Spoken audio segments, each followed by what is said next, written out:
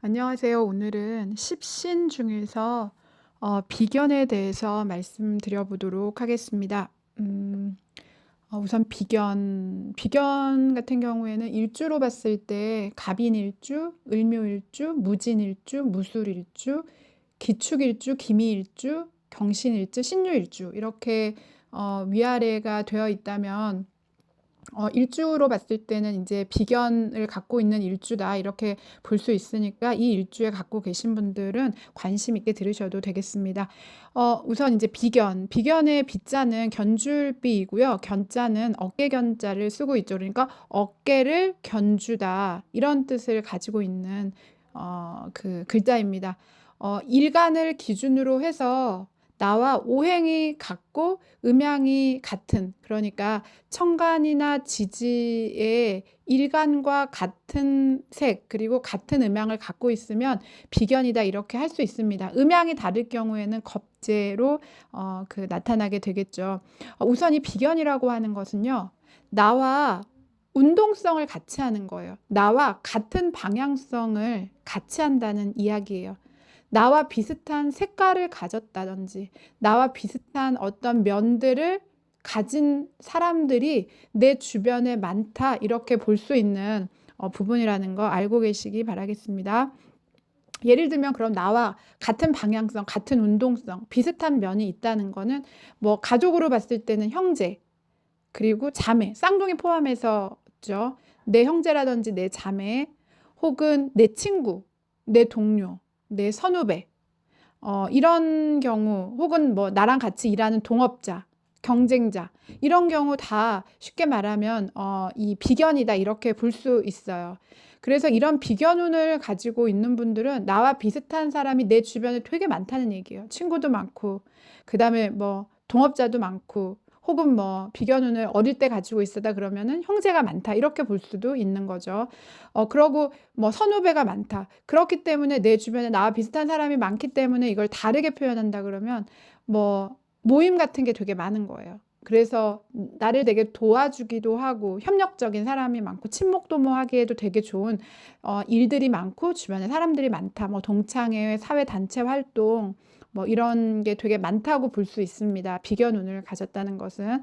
또 다른 의미로 이야기하는 반대로 내 주변에 그렇게 나와 비슷한 사람이 많기 때문에 어깨를 견줄 사람이 많이 있다는 얘기는 다른 말로 말하면 그만큼 경쟁자가 많다는 이야기예요.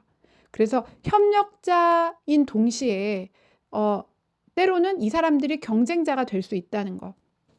그래서 나랑 되게 가깝고 나를 잘 이해해 줄 수 있는 관계를 유지하는 사람들이 많기 때문에 내가 약할 때는 나를 돕는 역할도 하지만 반대로 나와 똑같은 사람이 있기 때문에 경쟁자가 되어서 반대로 나를 좀 힘들게 할 수도, 나를 경쟁 구도에 늘 내가 있다 이렇게 볼 수도 있다는 거 알아두셨으면 좋겠습니다. 사주 안에 비견이 있다는 것, 예를 들어서 특히 일지 같은 곳에 비견이 있다는 것, 연월일 어느 곳에 있어도 상관은 없습니다. 연주에 있었다면 내가 어릴 적에 이런 기운이 있었다는 거고, 월지에 있었다 그러면 내가 젊었을 때, 내가 사회적으로 왕성할 때, 혹은 내가 사회적으로 남에게 보여지는 모습이, 이런 모습이 있다는 것이고요. 일지에 만약에 비견이 놓여져 있다는 것은 내가 이런 모습이 있다는 것을 좀 더 강하게 말하고 있는 거죠. 그래서 비견이 있다는 것, 내가 자존심과 고집이 굉장히 있다. 이렇게. 그러기 때문에 나는 독립적인 성향을 가지고 있다. 이렇게 볼 수 있습니다. 비견의 가장 큰 힘이죠. 독립적이고 자립적인 거. 의지하지 않고 내가 스스로 하겠다는 힘이죠. 그래서 이런 성향이 만약에 이제 일간에 따라서 겉으로 드러나는 사람이 강하기도 하고 아니면 내면에만 있어서 바깥쪽으로 드러남이 좀 적기도 하지만 우선 일단 일지의 비견이, 만약에 일지의 비견이 놓여 있다 그러면 내 사생활에서 이것은 분명히 나올 확률이 상당히 크다 이렇게 보시면 되겠습니다. 그렇기 때문에 중요한 거는 나라는 사람이 이 비견은 되게 중요한 가치관이에요.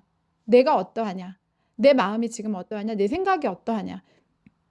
그래서 남의 말을, 이 비견운을 가지고 있는 분들은요, 남의 말을 잘 듣지 않는 성향을 가지고 있다 이렇게 볼 수 있어요. 그러니까 내 생각이 너무 중요하니까 다른 사람, 남의 간섭 받는 거 별로 좋아하지 않죠.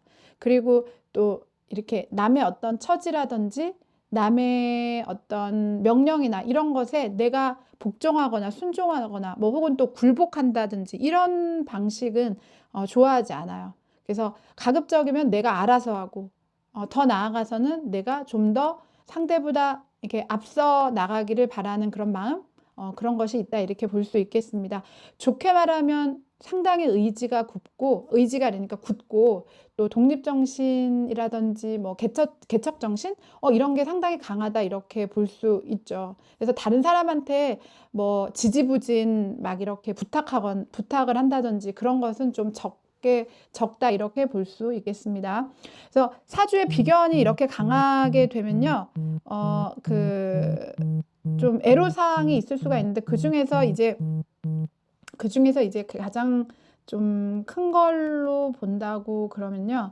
비견이 강한 사람은 내 윗사람, 뭐 어른, 뭐 상사 이런 권위에 쉽게 이렇게 휘둘리지 않으세요. 그러니까 이 얘기는 내가 좀 따라줘야 되는 사람한테 내가 자율적이고 의지가 굳고 자립적이니까 자칫하면 상대방 입장에서 봤을 때 내 말을 잘 따르지 않는 사람이다 이렇게 보일 수 있다는 거 알아두시기 바라겠습니다. 그러기 때문에 직장 생활이라든지 결혼 생활 이런 데서 좀 애로사항이 있을 수 있겠습니다.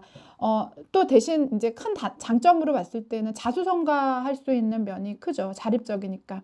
대신 좀 이 비견이 너무 강하면 사주 안에 뭐 두세 개다 혹은 비견 하나에 겁재가 있다 이러면은 좀 융통성이 약해질 수 있어요. 그래서 융통성이 적어지고 자기 주장만 하고 어떻게 보면 또 남의 의견에 귀를 잘 기울이지 않으니까 다른 사람 입장에서는 건방져 이렇게 얘기를 이제 들을 수도 있다는 거.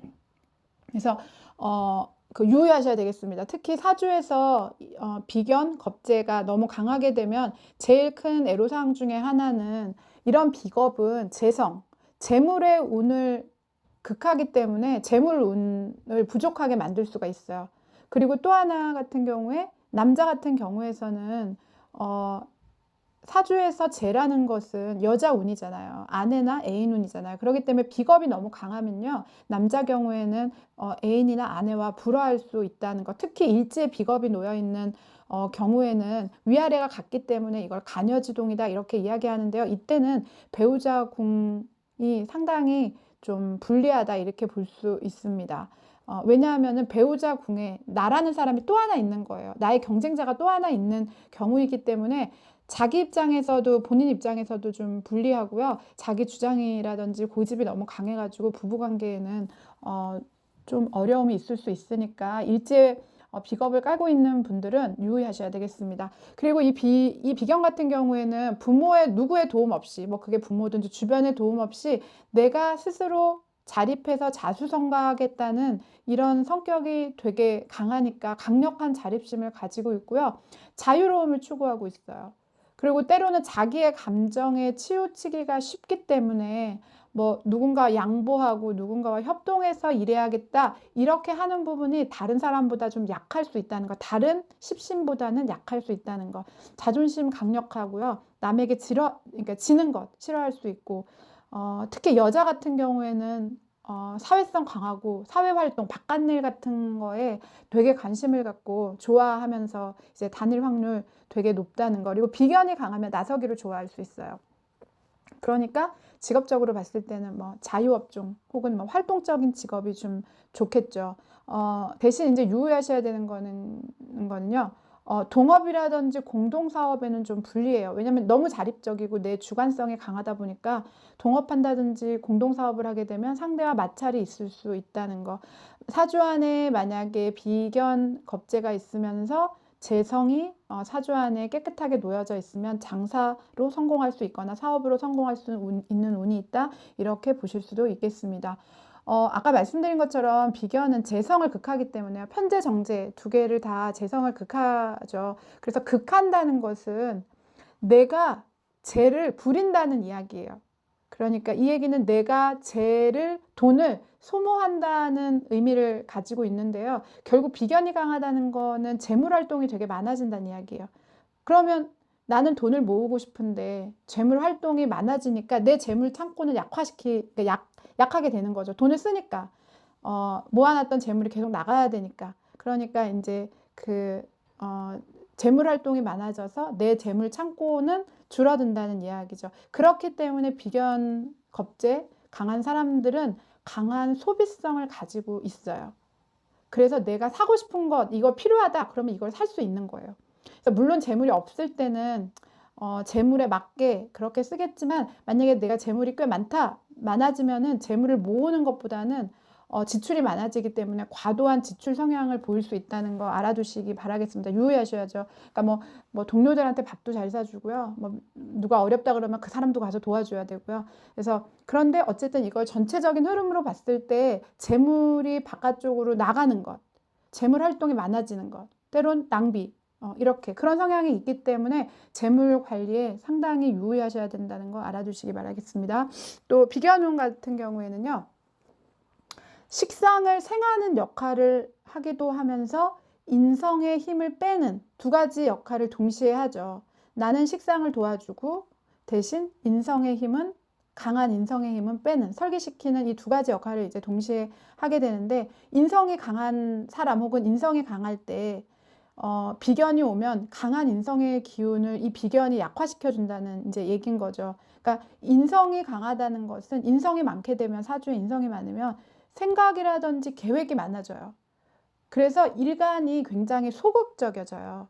그래서 만약에 인성의 사주 안에 뭐 두세 개다 그러면 이 지나친 인성 때문에 주체성이나 자립성이 떨어지고 우유부단해지죠. 그래서 인성이 많으면은 마마걸이 되는 거예요. 엄마가 시키는 대로, 부모님이 시키는 대로만 하는 그런 이제 마마보이들이 되죠. 이런 경우에는 결혼 생활도 조금 어려워요. 왜냐하면 부모님이 이래라 저래라, 나는 이미 결혼해서 독립을 했는데 부모님이 이래라 저래라, 부모님이 혹은 나한테 이러쿵 저러쿵 이렇게 얘기하니까 그 반려자 입장에서는 좀 힘든 거예요. 그러다 보니까 결혼 생활도 어려울 수 있을 확률이 되게 높다는 거 알아두셨으면 좋겠습니다. 그래서 인성이 너무 강하다는 거는 부모나 혹은 어머니 혹은 남에게, 내가 안정감을 느끼는 사람한테 지나치게 의존한다는 얘기인데요. 이렇게 인성운이 강한 사람에게 비견운이 오게 되면 과다한 인성 기운을 비견이 감당하게 돼요.